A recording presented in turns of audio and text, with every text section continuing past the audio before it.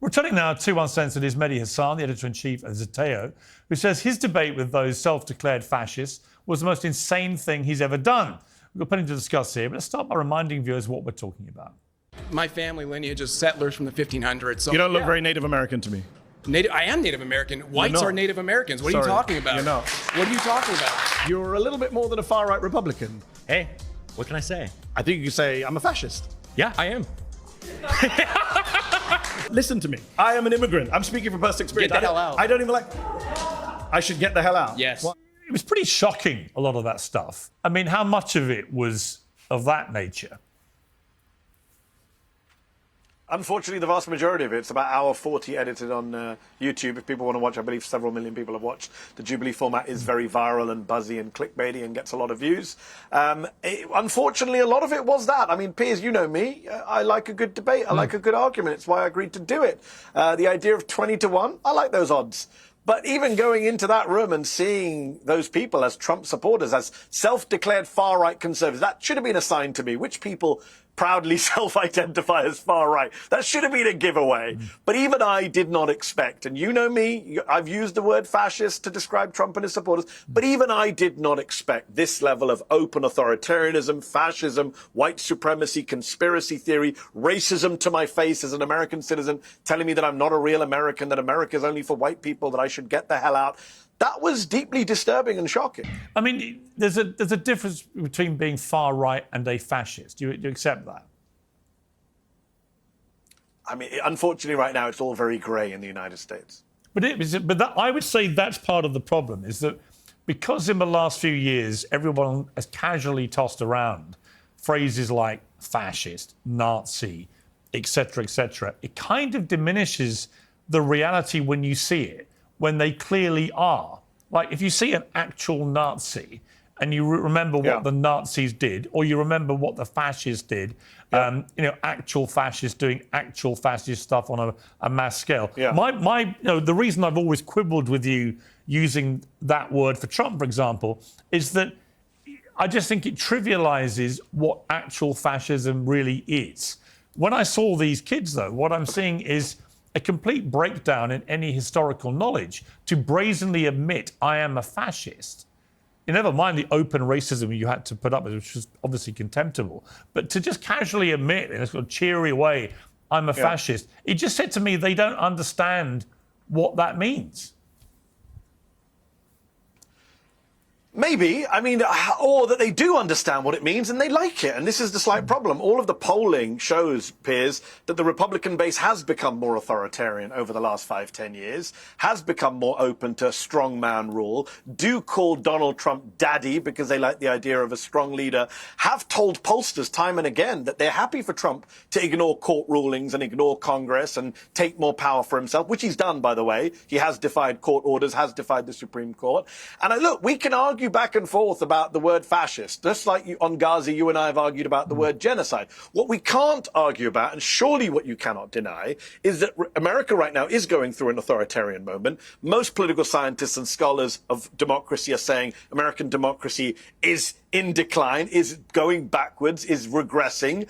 We are seeing a much more authoritarian approach to government. The Republican Party is enabling Donald Trump's worst excesses. Again, call them whatever you want, authoritarian, illiberal, fascist. And these kids, quote unquote, they're all adults, but yes, young Americans, sitting in that warehouse with me, I don't think they're just ignorant. I actually do think they're taking their cues from the top. They are saying this stuff because Donald Trump has emboldened them. These views, Piers, as you well know, you lived in the United States, these views have been around for decades. But they were said in private. They were said in people's homes. They were said on some weird internet message board.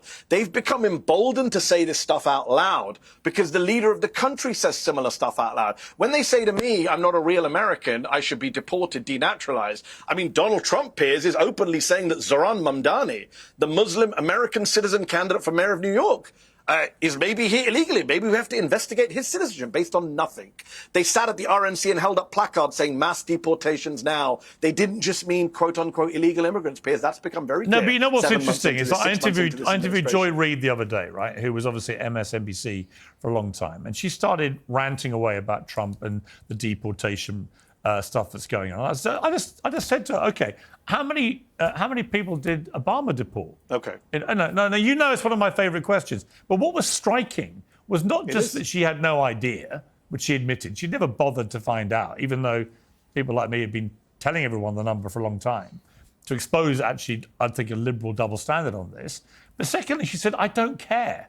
She didn't care how many people Obama had deported, even though he's by far, pro rata, the biggest deporter of people in American presidential history. So, my question for you about this would be, okay, I don't happen to think Trump has been that authoritarian. I think he pushes the courts as hard as he can. Why? But then he reigns. Well, then he reigns back. He's defied court orders. The people that have been deported, where there was a big blow up and contention about it, they've come back and they're facing due process. That's not what an authoritarian does. Not true. He's cleaned up. That's just not true, Piers. Well, on the southern border, for example, I presume you would praise Trump for stemming the number of people coming illegally there, or would you not? No, I don't praise somebody who tortures people in detention centres, and I don't think you should either. And you said a lot of things that weren't true. With regard to Joy Reid, who's a good friend of mine, I believe that what she meant... I'll tell you in a second. Let me just deal with Joy Reid. I believe Joy was talking about not caring because it's not relevant. I mean, Joy can speak for herself, but that's my interpretation of what she said. It's not relevant. Obama, first of all, and you tried this gotcha on me, I've written pieces in The Guardian attacking Obama's deportation record. It was a very bad record. And I've been critical of Joe Biden's immigration record. I was on MSNBC attacking Joe Biden's immigration record for being too Republican-esque.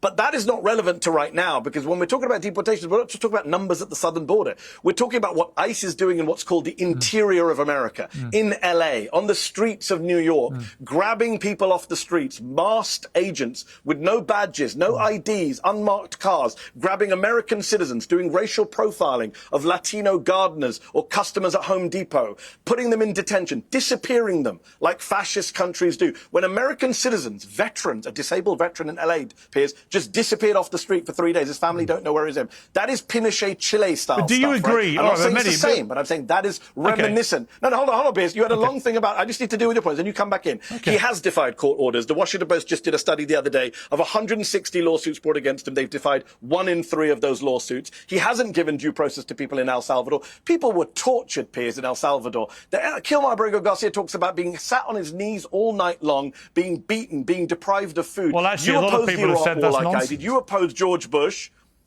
But it's not nonsense. People have... What are you talking about? Congress members have gone to Alligator Alcatraz in Florida and talked about 35 people to a room, drinking water out of the toilets that they have to do a number 2 in. You opposed the Iraq War. I assume you opposed Guantanamo and Abu Ghraib at the time. I don't quite remember.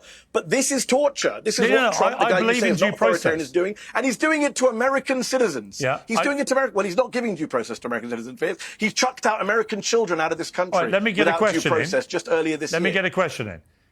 Do you agree that undocumented immigrants in America who then commit a crime should be deported? Yes. Good. So then we got a bit of agreement on that. Do you agree that reducing the number of people coming over the southern border illegally from the many millions, depending what you want to report, you want to believe, 8 to 12 million is reported to have come over in the Biden administration 4 years? Do you agree that reducing it's not 8 to 12 million? That's a bullshit. That's a nonsense number. Well, how many do you think it is? 2 to 4 million. How many? I think it's about 2 to 4 million. Is what the experts I talk to say 2 to 4 million. Okay, so millions. Do you accept that reducing that to just a few thousand a month is a good thing? Not if it ends the right to asylum, which is America's right under America's obligation, apologies, under international law and American law. Donald Trump. No, hold on, Piers. You can't just elide that. Donald Trump has ended the right to asylum effectively in this country. That is outrageous. It is illegal. But he hasn't, though, has he? Do you support ending the right to asylum? No, he has. He has actually. He's ended the right to asylum. You can still claim asylum. No, that's not true, Piers. You can. That's not true. That is not true. You can still claim asylum in the United States. ICE agents are picking up. Piers, no. In fact, not only can you not claim asylum at the southern border, you're being rejected, but people in the middle of asylum hearings in courtrooms in America, on camera, are being grabbed in the middle of their asylum hearings by ICE officers. Judges are calling this out, Piers. And I assume, again, you support a right to asylum as a British citizen. I do. The UK, the US, every developed country I do, supports but I also... a right to asylum. Donald Trump has ended that. And by the way, Stephen Miller is openly opposed to that. So there's no point defending people who don't want you to defend them. I'm not defending anybody. They're openly opposed to this. I'm about to tell you that I think that I think the fact that we both agree... You just told me to praise Trump's record at the border. Look, I think Trump's horrific record. I think if Trump had stuck to deporting people who committed crimes when they're undocumented in the United States, that would have had widespread approval. I do not like... which every president I do not does. like this chilling sense of fear that everyone undocumented in America currently has because of the extraordinary work they do for the US economy. Never mind anything else. Never mind the humanity. Not just undocumented, Piers. What about the legal? Hold on, not just undocumented. What about legal immigrants? He's detained green card holders. He's going after American I don't think citizens. it's right. They've set up a committee. I don't think it's right. So, okay, you don't think it's right. Do you think it's authoritarian? You're not worried about the direction of travel in the US, where 2/3 of Republicans basically identify as authoritarians? I think there are... Where a majority of Republicans tell pollsters, we think Trump shouldn't follow the courts or Congress? I think, you're not worried by that? Well, of course he should follow courts, but I think that in relation to the immigration issue, the vast majority of Americans I've seen interviewed, right, doesn't necessarily mean that is the majority of the country, but most people think if you're in the country illegally, that isn't something to be applauded. I know that when I wanted to go to America and get a home there, which I have, and work in America, I had to go through a laborious, quite painstaking, quite expensive process of getting a visa, for example, right? That is the normal way people operate in other countries. So that is how a lot of people do it. They do it the legal way. We have the same issue in the United Kingdom with people coming over on boats from France in the tens of thousands, right? It is annoying to those who do things the right way. So I understand that, but I also understand you cannot just deport every undocumented person in America. It would create complete mayhem. It would wreck the economy. It's unworkable, and it's also intrinsically unfair if someone's been there for a few years, has family born in the United States, is working and paying taxes and contributing to the economy. I think it's not right that those people should be picked up and thrown out. Right? Now, so there are lots of complexities to this, and I agree with a lot of it, probably along with you. I just don't think that you can ignore, as Joy Reid wanted to, what Obama did for 8 years as a Democrat president and as a black, and as the first black president. Piers, come on, Piers. I get that you need to do this both sides shtick for your show, but Obama is not relevant. Obama did not defy the Supreme Court. I actually do look at both sides. Well, okay, point to me. Well, Piers, point to me then. I'll give you as long. I've got to go soon, but I'll give you as long as you want before I go. When did Obama defy the Supreme Court on immigration? He didn't.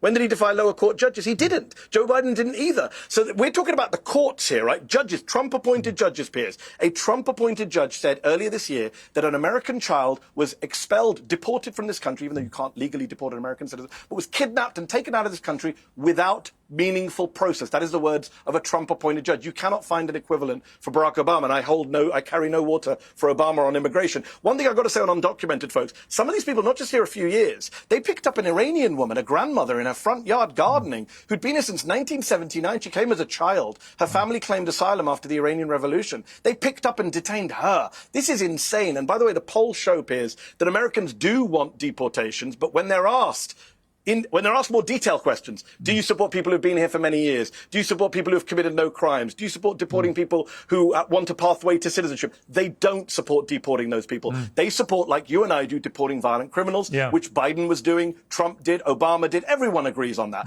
What he's doing right now, and what Stephen Miller is doing, Piers, just so your viewers know, Stephen Miller went to ICE and said, you better round up 3,000 people a day. He's given them an arbitrary number. And ICE people are saying, we can't do this. It's not possible. He said, just go to 7-Eleven, go to Home Depot, and just round people up. They're doing racial profiling, Piers. They're just grabbing brown people, Latino folks off the streets who are American citizens. And they're saying very clearly why they want to do this, right? They want to make, when they say they want to make America great again, it's because they want to go back to a whiter America, a less browner America. That is Stephen Miller's vision. That is, you get Stephen Miller on Piers and ask him. They've not said that. They've not said that. have they? Stephen Miller is a white nationalist. Stephen Miller is a white nationalist who spent a career enabling and promoting white nationalism. It's all on the record. But there is no evidence Donald Trump wants to keep people in because of their skin colour or throw them out because of their skin colour. Actually, there's a lot of reporting from the first term where he says, why can't we have more people from Sweden, less people from shithole countries? So I'm pretty sure I know what he was talking about when he was talking about Swedish folks. Well, he's probably talking about the 7 countries which Obama banned people from coming in from because of their terror record. Was he? He didn't ban entire peoples from coming in. He Actually, put them he did. on a And that was the terror list, farce which I of don't agree with. That was the farce when Trump did it. The left all went nuts, and it turned out Obama had done exactly the same thing. He didn't ban with the same everyone countries. from coming in. By the way, Donald Trump in December 2015 said we need to ban every Muslim coming into the United States. Do you support that Islamophobic, racist position? He said, if I remember accurately what he said, it was after an appalling terror attack where I think over 50 people got murdered. And he said, we're going to have a short-term suspension on people coming in from the same countries that Obama had done this to. No, he didn't. Until he said we every Muslim. Until we figure out what's going on. Not true, Piers. People can Google it right now. You're wrong and I'm right, as ever. He said all Muslims will be banned from coming into the United States. He didn't say anything about 7 countries. That's what it became when he came into office. But he said he wanted to ban all Muslims from coming in. Surely you disagree with that? No, Mehdi, in the end, I always say with Trump, act on what he does, not what comes out of his mouth, right? You don't like that. And I've been telling you, I've got to run, but I've been telling you for the last 20 minutes what he's been doing, and you partly agreed with me. But now at the end, because you've got to do the both sides stuff, you've got to defend Trump. How many countries you don't agree with picking up Latinos outside of Home Depot? Piers, you don't agree. You don't agree with picking people up outside of Home Depot. How many Muslim countries in the end did Trump ban people coming in from? I think 5, if memory serves me correctly. I think it was 7. The same 7 Obama had done. That's my point. You can't ignore history. You can't just pretend Obama didn't do exactly the same thing. Obama did not ban Muslims from coming into the US. He did not say Islam hates us. He did not say that. He did not tell Muslim members of Congress to go back to where they came from. I remember when you came on my show, Piers, and I read out the quote to you, where he told the 4 members of the squad to go back to the countries they came from, and you would not call it a racist statement, but it was a racist statement. You know it, and I know it, and everyone watching knows it. Mehdi, and everything they said to me on Jubilee, by the way, is stuff that Trump has said, or a version of. It's not. I think it diminishes your argument. When you're faced with actual people saying, I'm a fascist, it's hard. Where do you think they're getting it from? These people, many of them are Trump supporters, Piers. Many of them are Trump supporters. So? Where do you think they're getting it from? They're proud Trump supporters. Every political leader has appalling people that follow them. Every one of them. You tell me one in America who hasn't. But only one pardoned the violent criminals who supported him. Only one. And his name is Donald J. Trump. And I assume you don't support those pardons either. Joe Biden pardoned all his family, who many people think are a bunch of criminals. What's the difference? And Donald Trump pardoned people who beat police with pipes. There's a big difference, Piers, as you know. Is there? We don't know. We'll never find out. Always a pleasure. We'll never find out what the Biden family did in relation to the crime, because they've all been pardoned. Mehdi, great to talk to you, as always. Thanks, Piers.